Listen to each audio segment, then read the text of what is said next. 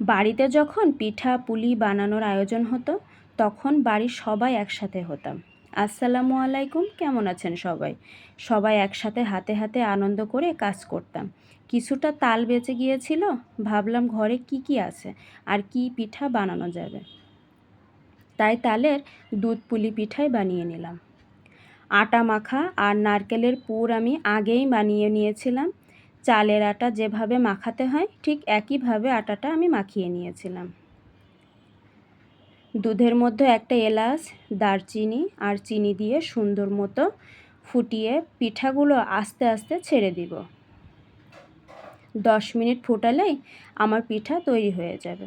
ঠান্ডা করে খেলে পিঠাটার আসল স্বাদ পাওয়া যাবে।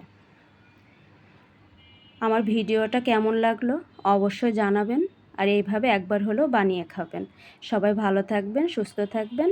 আল্লাহ হাফেজ।